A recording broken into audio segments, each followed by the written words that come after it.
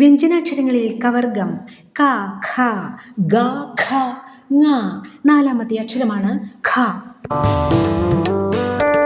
ഗ ഹകാരവുമായി ചേർന്ന് ഖ എന്ന അക്ഷരത്തിൻ്റെ ഉച്ചാരണം ഉണ്ടാകുന്നു. എന്നാൽ ഖയുടെ ഉച്ചാരണത്തിന് പകരം ഗ എന്ന അക്ഷരത്തിൽ ഉച്ചരിക്കുക എന്നത് സർവ്വസാധാരണമായി മലയാളികൾക്കിടയിൽ കടന്നുകൂടിയിരിക്കുന്നു. ഒന്നു ശ്രദ്ധിച്ചാൽ തനത് ഉച്ചാരണം നമുക്ക് ശീലമാക്കാം. ഖനം, ഘടം, ഖാന, ഘൃതം, ഘടികാരം, ഘോഷം, ഘൃതം, ഘോരം, ലഘു, ലാഘവം. ഘർഷണം, രഘു, മാഘം, മേഘം, വിഘടനം, ഘടന, ആഘാതം, ആഘോഷം.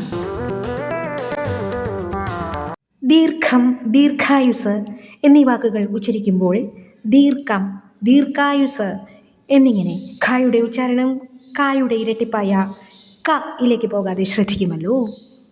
ലംഘനം, സംഘട്ടനം എന്നീ പദങ്ങൾ ഉച്ചരിക്കുമ്പോൾ ലംഘനം, സംഘട്ടനം എന്നിങ്ങനെ ഖയുടെ ഉച്ചാരണം ഗ എന്ന അക്ഷരത്തിൻ്റെ ഉച്ചാരണത്തിലേക്ക് പോകാതെയും ഇരിക്കണം.